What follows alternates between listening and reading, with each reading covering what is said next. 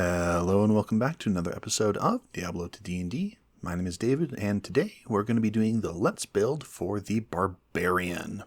So before I begin, I'm going to set forward a few ground rules. I'm always going to be doing Variant Human because that's what Diablo has. You can't play angels yet, or demons, which makes me very sad. I'm going to be using Standard Array just to have an equal starting point for each class or subclass. I am not going to be doing any multi-classing because I want to push these characters out to level 20. I'm not going to be doing any gear upgrades unless it leads to a drastic change in playstyle or there's a mechanical difference such as light armor, heavy armor, or medium armor. Starting off with the first Barbarian subclass, we are going to be doing the Horker Barbarian, or the Find Item Barbarian. We're starting off with a 15 in Strength, a 10 in Dexterity, 13 Constitution, 8 Intelligence, 12 Wisdom, and 14 Charisma. The Variant Human is going to bump that Strength up to 16 and Constitution up to 14. We'll also pick up Nature and the Healer feat. The Horker is kind of your outdoorsman, and being able to pick up a little bit of healing is going to be very, very handy. For the background, we're going Outlander, which gives us Athletics and Survival, and the Pan Flute. I forgot to do the instruments. I'm not doing languages, but I'm doing instruments as well, just for a little bit of flavor. The Horker Barbarian, like I said, is the kind of outdoorsy person, so being the Outlander, being the person who's out there surviving in the wilds, this fits perfectly. For the skills, I'm going to be doing Animal Handling and Medicine, kind of tying back into that healer feat. For the gear, we're picking up Chainmail, a Maul, 5 Javelins, and an Explorer's Pack. As you'll see with the rest of the subclasses, they're all picking up Chainmail because that allows me to dump the Dexterity and put the 12 in Wisdom over Dexterity or Intelligence. The Maul is there because this subclass doesn't have a lot of damage options, or any damage options. They're more of an explorer than anything else. So picking up some solid damage is pretty good. Javelin's there for some range attacks, and the Explorer's Pack fits in with the flavor. For this fighting style, since we're using a Maul, we're picking up the Great Weapon fighting style. At level 1, we also get Howl. As an action, you can have any number of creatures that can hear you within 30 feet of you, up to your Charisma modifier, minimum of 1, make a Wisdom saving throw, DC 8 plus your proficiency bonus plus your Charisma modifier, or be frightened of you until the start of your next turn. The effect ends on a creature if it is more than 30 feet away from you, and if the creature succeeds on the saving throw, it is immune to the effects of your Howl for 24 hours. So right off the bat, we have Barbarians are weapon users that also use their Charisma. This is why we have a 14 in Charisma, because we want to have that kind of that secondary stat as a, be it pretty decent. At level 2, we're picking up Find Potion. This is why we have that 12 in Wisdom, because we're going to be using it for this ability. At second level, you can spend 10 minutes searching for natural materials to make a unique health potion from your surroundings. At the end of the 10 minutes, make a DC 20 Wisdom survival check. On a success, you find enough materials to create a crude potion that heals a number of D4s equal to your proficiency bonus. The potion is good for 24 hours, after which it spoils, and you can use this ability once per long rest. So since we have that 12 in Wisdom and survival proficiency from Outlander, we're starting off with a +3, which gives us a pretty good chance to hit that DC 20. Now, this becomes very, very handy next level, but we have another ability to pick up first. We also get Leap at second level. Your body begins to hone beyond the normal capabilities of mortals. Beginning at second level, you double your strength score and modifier, minimum of 0, when calculating your jump distance. In addition, you can jump the full distance without needing to move first. You don't need to make a strength athletics check to avoid hitting obstacles, and landing in difficult terrain doesn't cause you to make a dexterity acrobatics check to land on your feet. In other words, barbarians are good at jumping. I am going to move on to that third level where we pick up the subclass. For the Horker Barbarian, we get Wilderness Survivalist. When you take this subclass at 3rd level, you can use Find Potion twice per long rest instead of once. Also, you can spend an hour looking for materials instead of 10 minutes, and when you do, choose one. You succeed on the Wisdom saving check. The potion's dice becomes D8s instead of D4s, or the potion lasts 7 days instead of 24 hours. The Horker Barbarian, or the Find Item Barbarian, puts a lot of points into Find Item and Find Potion, because Find Potion is a synergy that allows you to find more, items. So what I've done is taken the flavor of that you're going out and searching for things, and made an entire subclass out of this.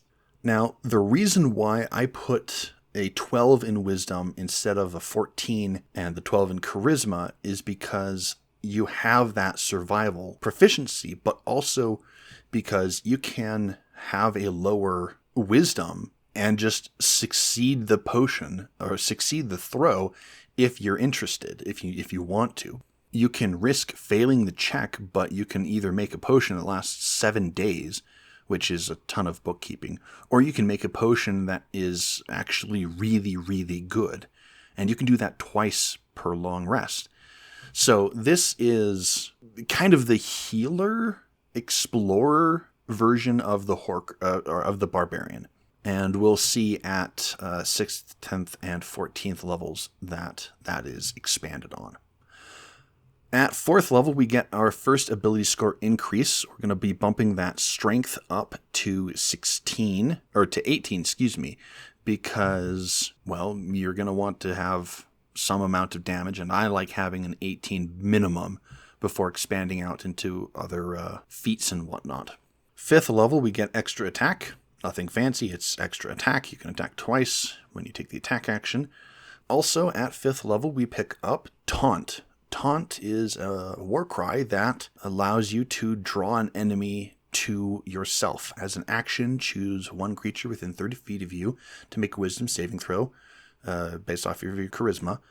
On a fail, it uses its reaction to move up to its movement towards you by a safe path. This movement doesn't provoke opportunity attacks, and if it cannot safely move, then it doesn't. And if it has a very low intelligence, 3 or lower, and creatures immune to being charmed, they don't even have to bother making that throw. This is just keeping people off of the people that, don't need people on them. Pull them away from your squishy wizard, your healer, or, force them into a new position so that you can drop your fireball properly. But at level 6, we get our second ability from our subclass. We get Wild Movement. At 6th level, your time outdoors allows you to easily traverse terrain most would find difficult. Non-magical difficult terrain costs you no additional movement, and you gain a climb speed and a swim speed equal to your walking speed. This Horker is, like I said, the kind of wild man of the barbarians. So having wild movement, being able to traverse difficult terrain easily, is just kind of a given. It's not really good. It's kind of it's almost a ribbon feature that climb and swim speed is actually pretty darn good. But it's a little bit of flavor and a little bit of exploration help. At 7th level, we pick up 2 abilities: Find Item and Shout. Find Item is at 7th level. You have advantage on Wisdom Survival and Intelligence Investigation checks. This is very, very handy, tying into that 2nd level ability of Find Potion. This is just, you can spot things better. You know where to look, essentially. For Shout, it's another war cry. At 7th level, you become more vigilant and can react quickly to surprises. You cannot be surprised while conscious, and when you roll initiative, you can use your reaction to give yourself and each other creature of your choice within 30 feet of you, who can hear you, a bonus to its AC and saving throws equal to your Charisma modifier, minimum of +1, until the end of its next turn. In Diablo 2, Shout increases your defense, and I thought, what better than to have someone who is aware of the surroundings and can shout out warnings, kind of giving you that first turn, or helping prevent that first turn TPK, or like dog pile. It bumps your saving throws, it bumps your AC, and helps you survive that first round of combat so that you're no longer, well, surprised. At 8th level, we're going to bump that strength up to 20, get that offensive action going. At 9th level, we pick up increased stamina and battle cry. Increased stamina says barbarians hone their bodies to withstand extreme conditions by exposing themselves to the elements and trekking long distances. At 9th level, you cannot be exhausted by non-magical means except through lack of food, water, or rest, and you have advantage on saving throws to resist gaining exhaustion. In addition, whenever you finish a short rest, your exhaustion level, if any, is decreased by 1. This is pulled kind of from the Ranger. I think they have that last ability to lose exhaustion on a short rest. But this just kind of reinforces the ability, or the idea, the flavor, the fantasy that barbarians are just sturdy people. It also ties into one of the later abilities, I think at level 20, that gives you resistances, because having resistance to fire and cold means that you don't gain exhaustion in extreme heat or extreme cold. Battle Cry says, at 9th level, you can unleash a fearsome cry that may cause your enemies to flinch, making them easier to hit. As an action, you can have any number of creatures within 30 feet of you, up to your charisma modifier, minimum of 1, make wisdom saving throw based off of your charisma, and on a fail, creatures have advantage on attack rolls against that creature until the start of your next turn. So because this is an action, you're giving up your attack to ensure that your allies are more likely to hit. So you're giving up your attacks, your actions, to ensure that your allies are more likely to hit that creature. It's a party player kind of thing. At 10th level, we get a subclass ability. We get Expert Survivalist. At 10th level, you gain proficiency and expertise in the survival skill. You cannot become lost except through magical means, and non-magical difficult terrain costs a creature of your choice within 60 feet of you no additional movement. This is definitely the wilderness guide now. This flavor is kind of like, hey, put your feet right there, watch out for those tree roots. Hey, you're missing a handhold, put your hand up a little higher, there you go. And picking up that expertise and survival skill means that you're far, far more likely to succeed on your Find Potion check if you don't want to do the automatic success. Moving on to 11th level, we get another 2 abilities. I think the Barbarian breaks the record for having the most abilities in a subclass, or in a main class. But Iron Skin is a +1 to AC while wearing armor, or making your AC 13 plus your dexterity modifier while not wearing armor. This is very, very, very, very handy because barbarians need to be able to move, and sometimes moving through creatures is a very dangerous proposition. Being able to have your thick skin add to your armor class is incredible. It's not quite the same level as the D&D Barbarian where you get your Constitution modifier plus to dexterity, but it is still pretty darn good. And of course you can always use a shield with it. Leap Attack at 11th level improves your long jump. If you move at least 10 feet as part of a long jump, you can make a melee weapon attack as a part of it as you land, but you can only make that attack once per turn.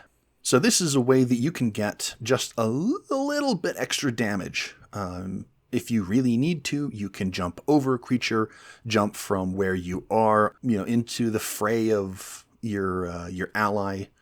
Just being able to push yourself around the battlefield and get some damage out of it.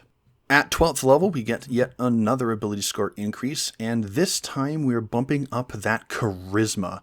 You could really go for Constitution here because your charisma is used for your war cries, and if you're not using your war cries and you're just attacking, then you can push that ability score increase onto your Constitution, onto your Wisdom if you really want to. But I decided to pick up that charisma because it also increases the number of targets that I can choose. At 13th level, we get yet another 2 abilities, increased speed and battle orders.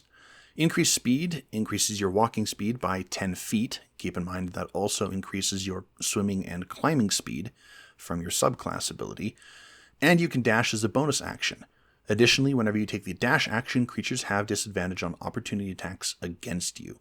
So this is, I need to be over there very quickly. It gives you something to do with your bonus action, something to do to help close distances, say on the first round of combat. You also pick up battle orders. At 13th level, your combat orders bolster your allies' resilience in addition to their defenses. When you use Shout, each creature you choose also gains temporary hit points equal to 4 times your charisma modifier, minimum of 4, for 1 minute. A creature can gain these temporary hit points only once per short or long rest. So, since Shout is used when you roll initiative, and hopefully you're only making one combat encounter per short rest, if you can swing it, then giving them those temporary hit points, and especially with the 16 charisma that you got last level, then it seriously helps people survive that first round of combat. Someone throws a fireball, you warn everybody, their AC goes up, their saving throws go up, and if they fail, or well, even if they succeed, they're still taking some damage, but you help mitigate that incoming damage for that. Well, it lasts for 1 minute, so not just the first round, but a little while after as well. At 14th level, we pick up our last ability for the Horker Barbarian, Primal Senses. I'm very, very proud of this ability. At 14th level, you have honed your senses to an almost supernatural degree. You are always under the effects of the Locate Animals or Plants, Locate Object, and Locate Creature spells, except the range for each is 100 feet, and you can locate only one creature, object, or plant at a time. So I was looking through D&D trying to figure out some kind of inspiration for this, and I came across, I think it's not the Oath of Glory Paladin, but there's one Paladin that says that you are always under the effect of the Protection from Evil and Good spell. And I thought, that is amazing. Like, you don't have to cast the spell. You're just always under its effect. So why not just turn this wilderness person into this, guaranteed locate thing? And it helps so much with survival, or not survival, it helps so much with exploration, perhaps even social encounters, being able to say, oh, well, this person has your dagger. And, that's the thief kind of thing. So, yeah, it's a fun thing. And I really, really enjoy putting those together. Now, is it really strong? Yes, it is. But it's also, like I said, you have a limited range.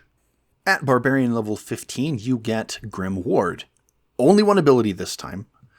You can spend 10 minutes constructing a frightening, gruesome ward. Any creature that can see the ward and is hostile towards you, that comes within 60 feet of it, or starts its turn within 60 feet of it, must succeed a wisdom saving throw, based off of your charisma, or be frightened of you and the ward for 8 hours. On a successful save, they are immune to being frightened of you and any ward you create for 24 hours, and the ward lasts 8 hours before being destroyed. This is kind of a camp protection sort of thing. So, for example, you set up this gruesome ward in the middle of your camp, and anything that comes in trying to attack you or steal from you or something like that, they'll see it potentially fail that saving throw and say, you know what, I can't approach, because that's what frightened does, is they can't approach, they can't get closer to you.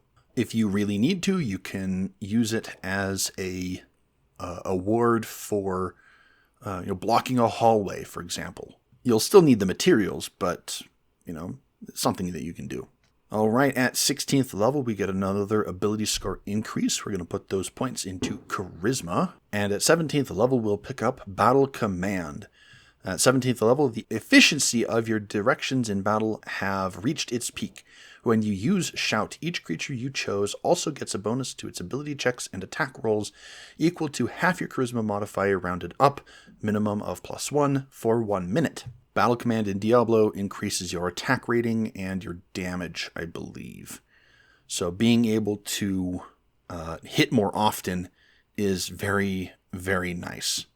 Oh, no, excuse me. It increases your skill ranks. It increases your skill ranks, and those skill ranks for combat abilities will increase the damage and bonus to hit, those kinds of things. So it fits. This is also why we're bumping that charisma up on the previous level. 18th level, you get your kind of minor capstone ability, Child of the Ancients. At 18th level, your blood calls on the power of your great ancestors to overwhelm your opponents. Whenever a creature makes an attack roll against you, as a reaction, you can make a weapon attack against that creature. If you hit, choose 1. The creature takes an additional 1d6 damage. You have advantage on the next weapon attack you make against that creature before the end of your next turn, or the creature has disadvantage on attack rolls against you until the end of your next turn. At 19th level, we'll get the last ability score increase, bump that charisma up to 20. And speaking of 20s, we're going to hit level 20 and get natural resistance. At 20th level, your fortitude against the elements is legendary. You gain resistance to cold, fire, lightning, and poison. Natural resistance in Diablo increases your all resistances. It bumps your all resistance up to a fairly decent level. So in this case, you're 20th level, so you get 4 resistances. And that is the Horker Barbarian. I actually don't hate this subclass. I'm not a huge fan of it, but I really do like the fact that you have a barbarian that feels like a wilderness person, a wild man, instead of just the big, angry, barbarian. This is someone who understands the wilderness, who understands the wild, who can help people get through it. And it's just such a fun concept. The healer feat plus the wilderness survivalist means that you have a steady source of healing in case you need it. Being able to draw enemies away and make them afraid of you is actually very nice for damage mitigation. It's just overall a fairly decent subclass. It's much less combat oriented than the rest of the other subclasses, but it is still very, very, very important to have someone who can do exploration, if that's the kind of campaign you're in. All right, the second subclass we have is the Singer Barbarian. Pretty much the same stats, except that the strength and the charisma have been switched. We're going to have a 14 strength, 10 dexterity, 13 constitution, 8 intelligence, 12 wisdom, and 15 charisma. And the variant human points are going to go into constitution and charisma to round them up. We're picking up insight for our skill and inspiring leader for our feat.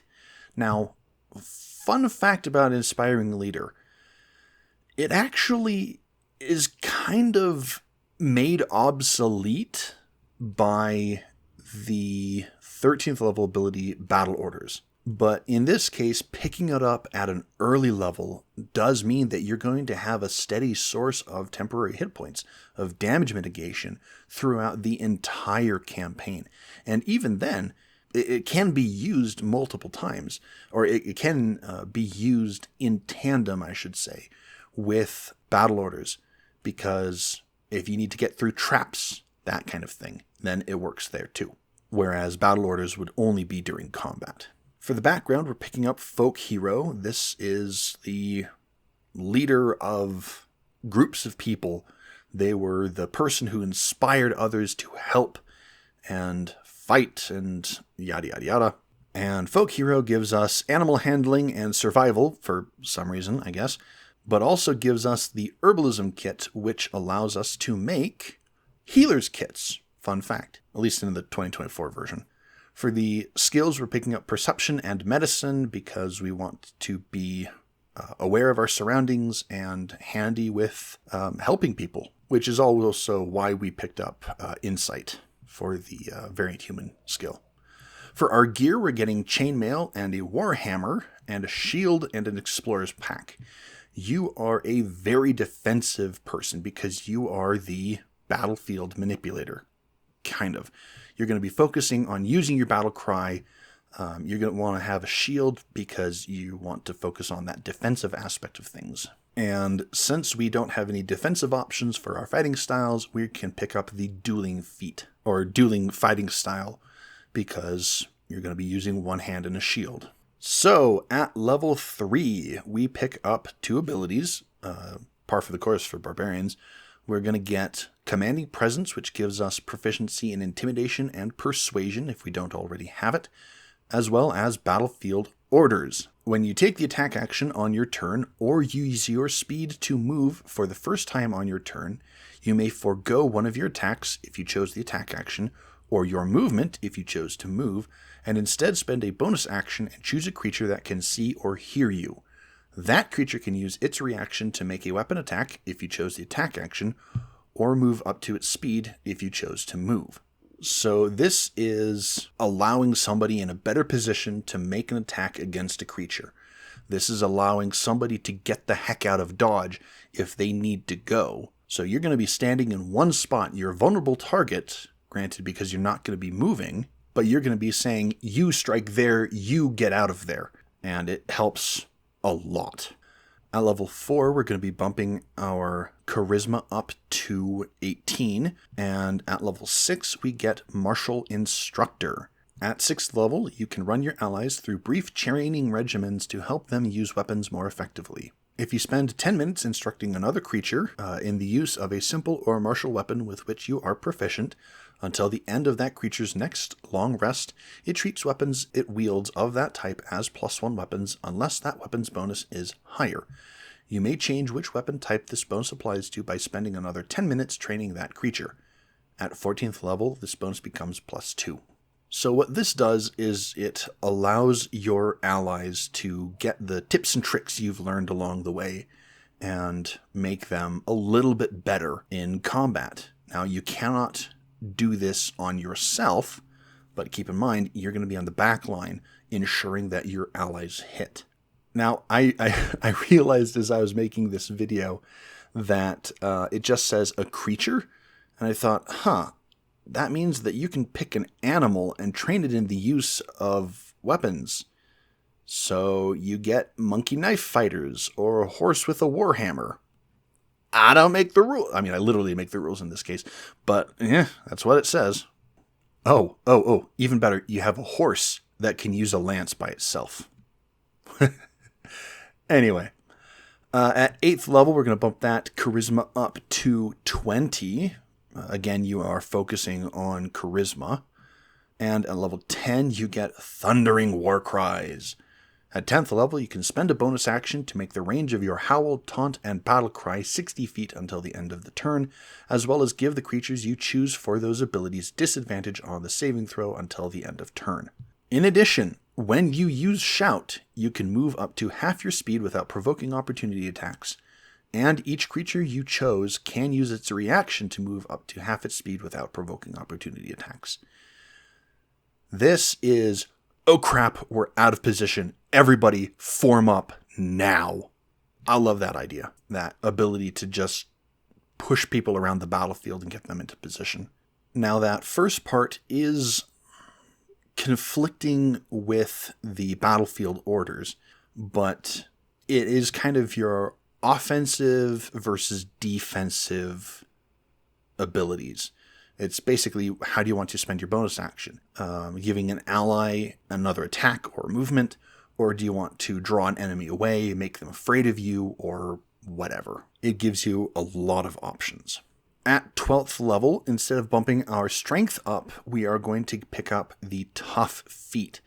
Now, you are going to be needing hit points because this is a, defensive class.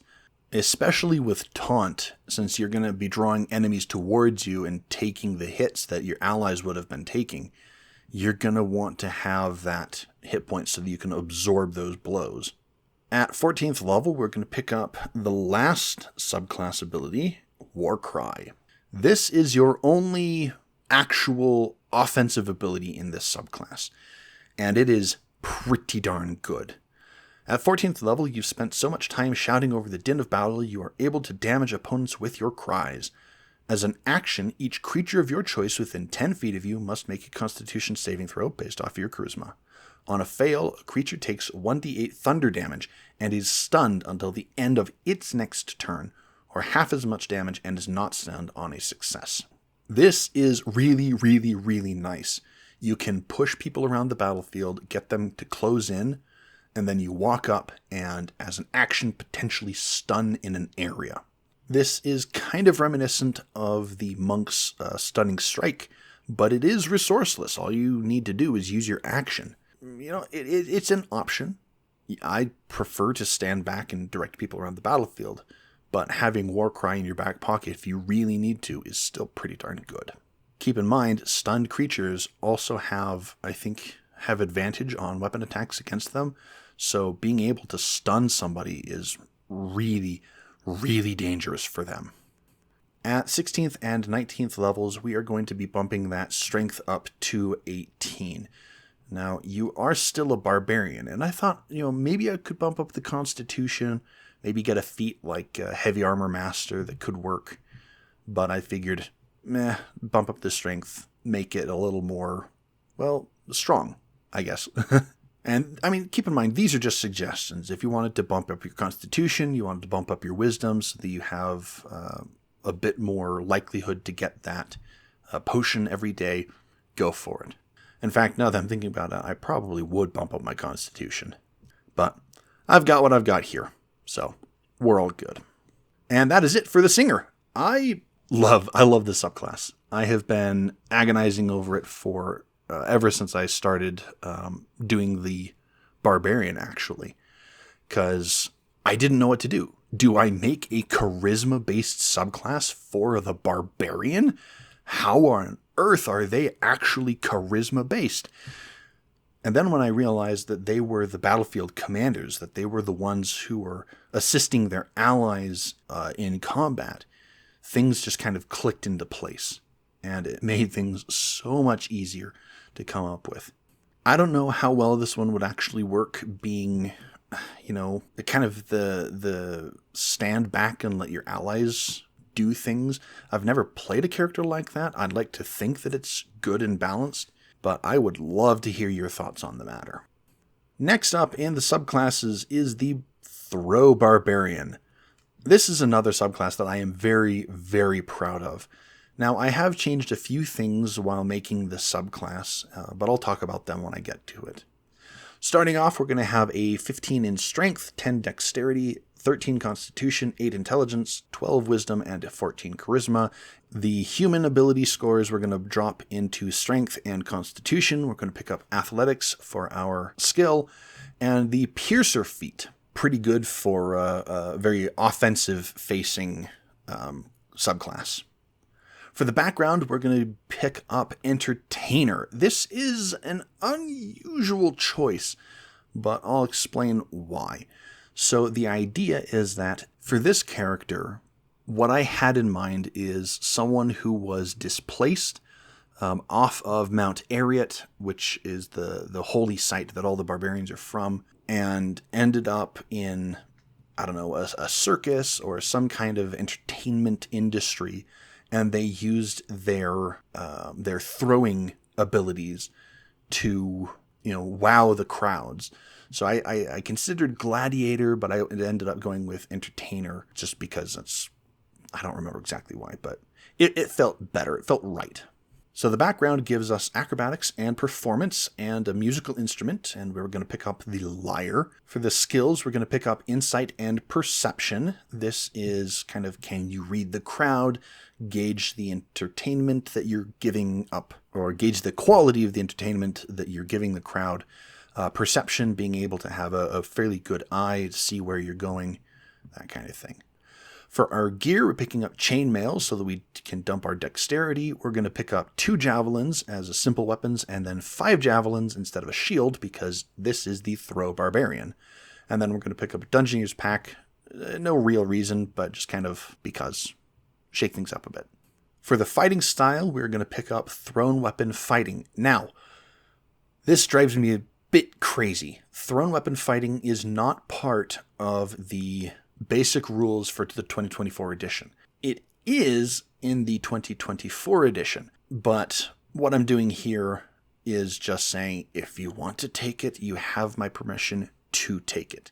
I did the same thing with the Amazon Javelin subclasses picking up Thrown Weapon Fighting. You have my permission. It would be there if you could get it. All right, double throw at level 3 grants us a couple of really nice abilities. When you take the subclass at 3rd level, you gain the following benefits. You can draw or stow 2 one-handed weapons when you would normally be able to draw or stow 1. Very handy. Being within 5 feet of a hostile creature doesn't impose disadvantage on your ranged weapon attacks with thrown weapons. Very handy.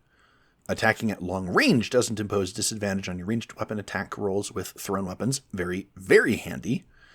And when you make a ranged weapon attack with a thrown weapon as a part of the attack action on your turn, as a bonus action, you can make a ranged weapon attack with a separate thrown weapon you are wielding in your other hand.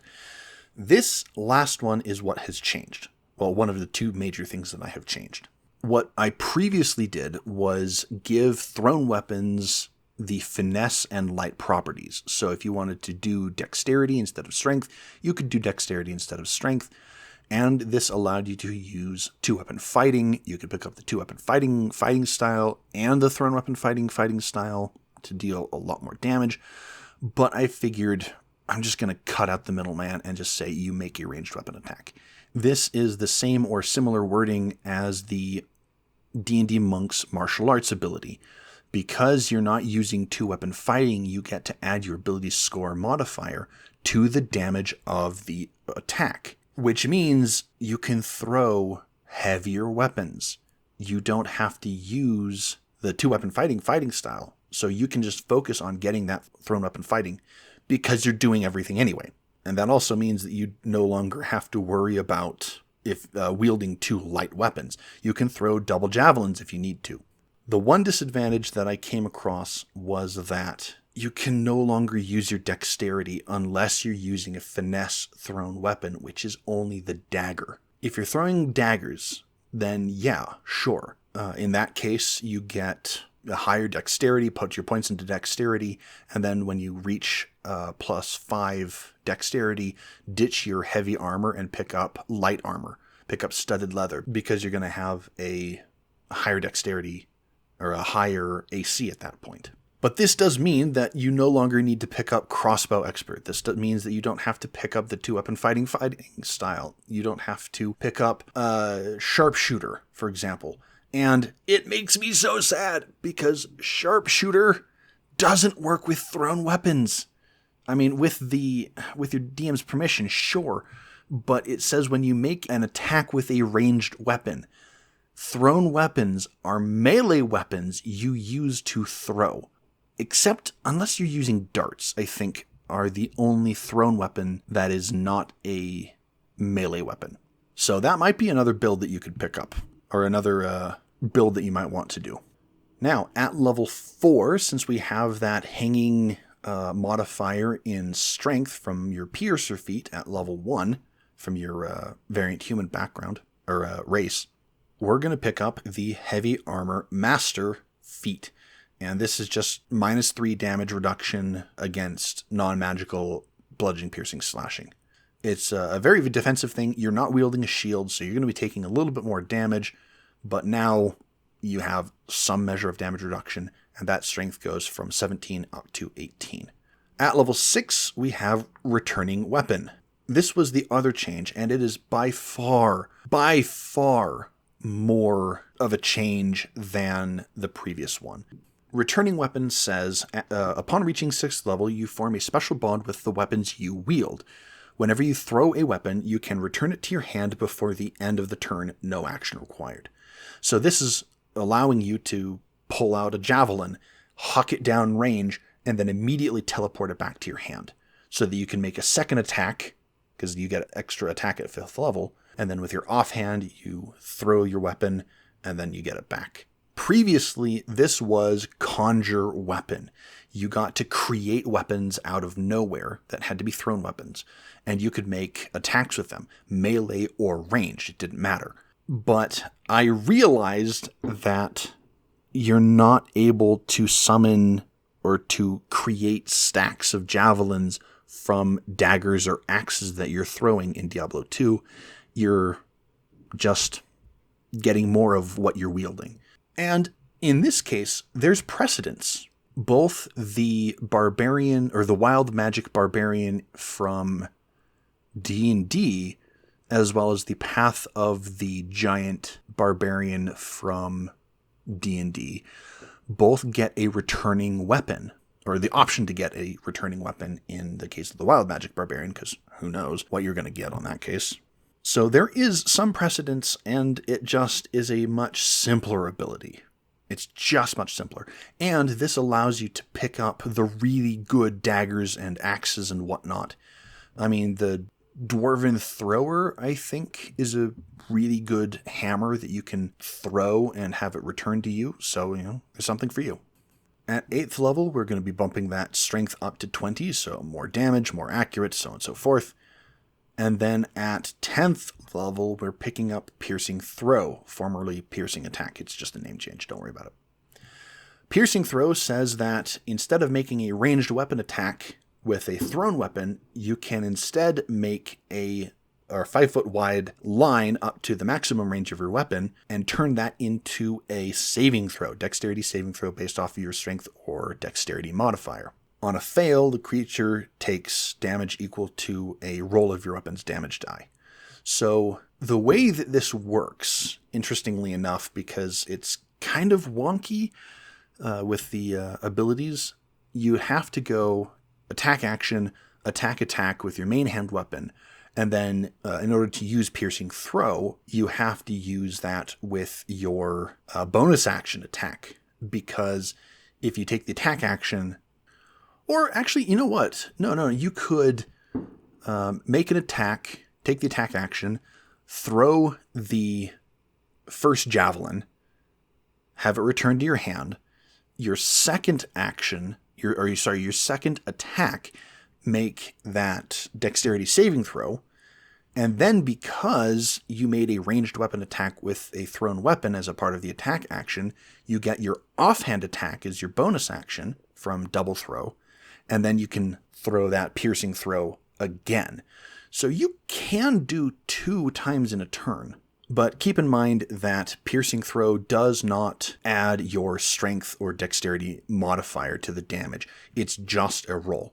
So you want to make sure that you hit 2 or 3 creatures instead.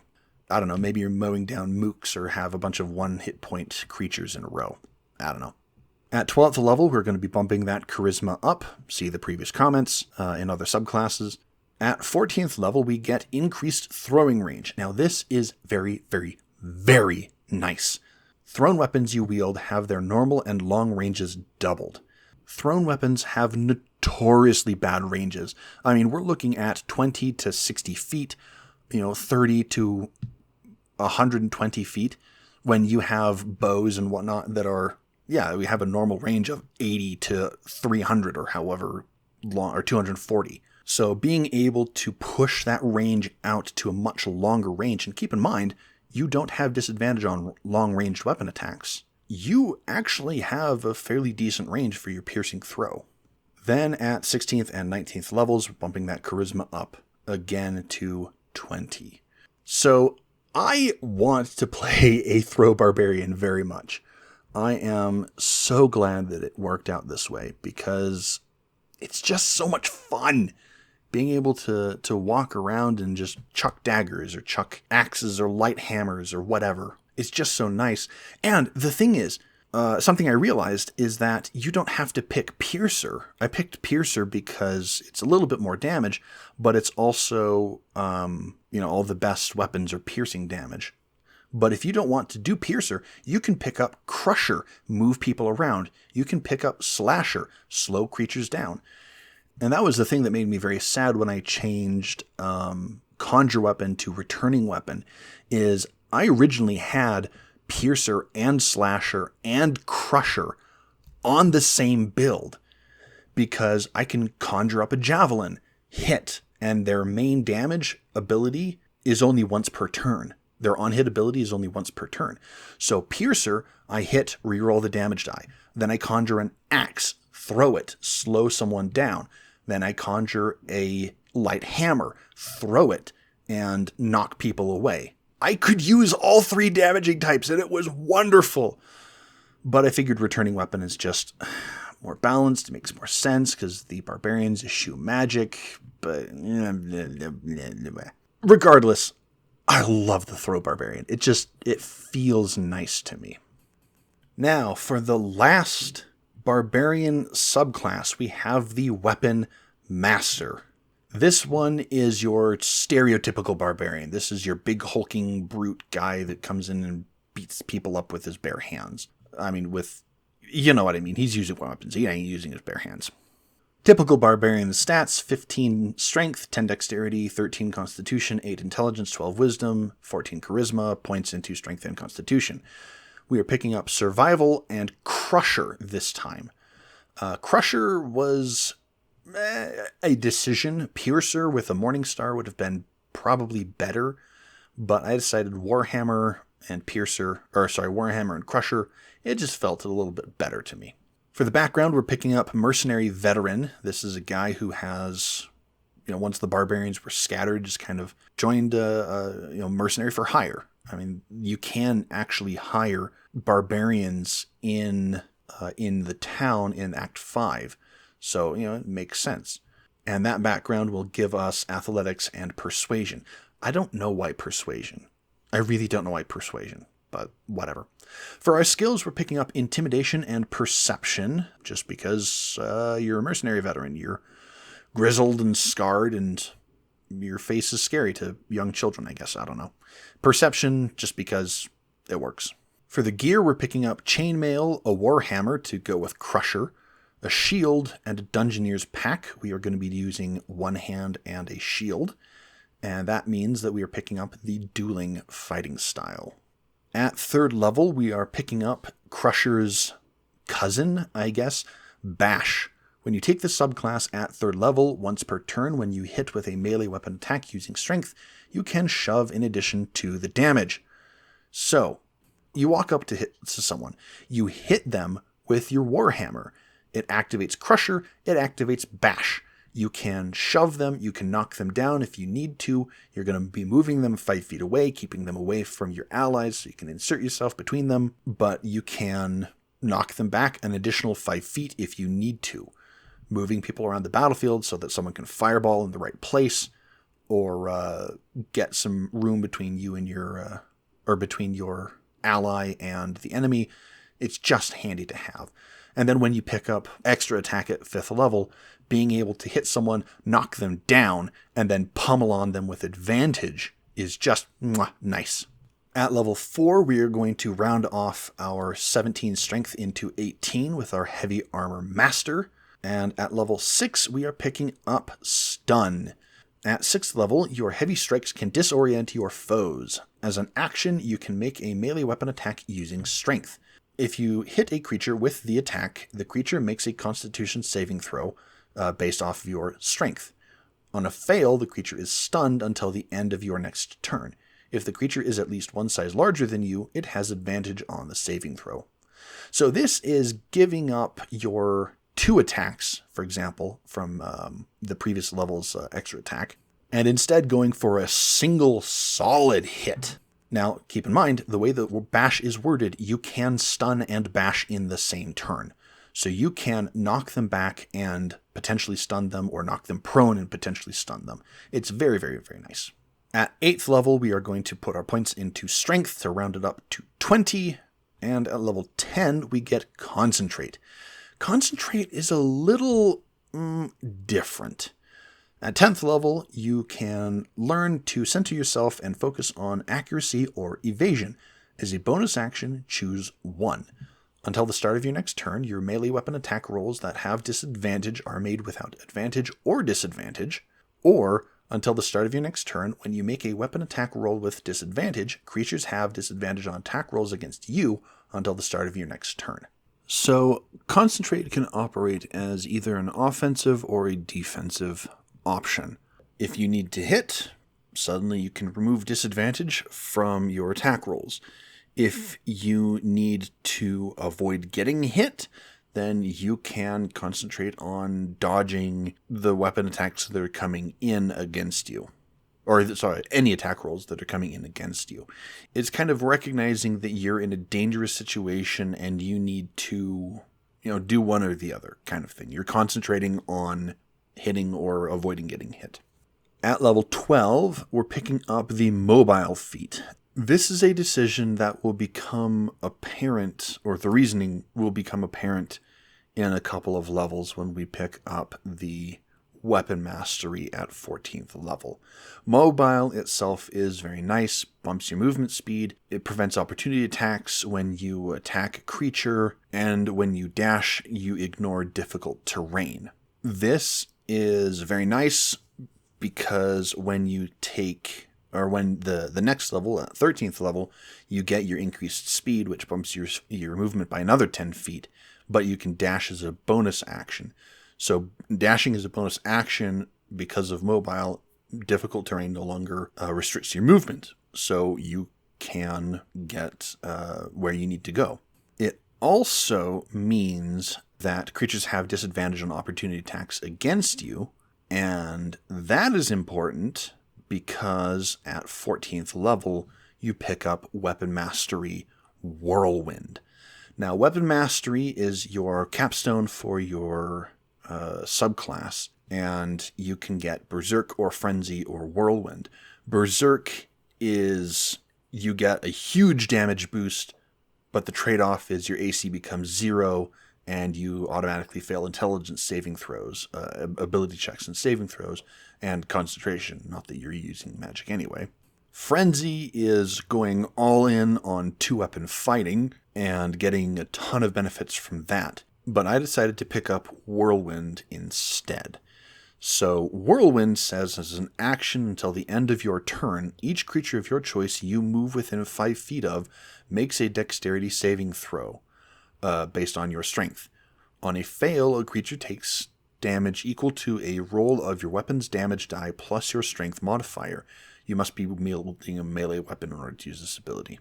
So the way that this works is that you start spinning around in a circle and swinging your weapon wildly and hitting creatures all around you.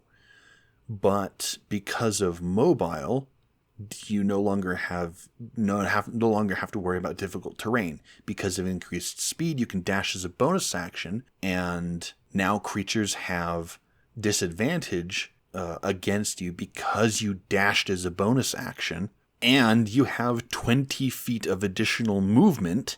So now you can get around the battlefield, triggering all these weapon attacks against you, which is why we picked up the shield and dueling fighting style.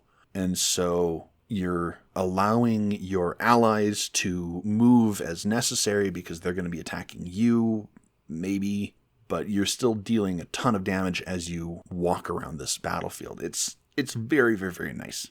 Now, that said, this is a dexterity saving throw. This is not a weapon attack, so Whirlwind will not trigger the last benefit about opportunity attacks for mobile.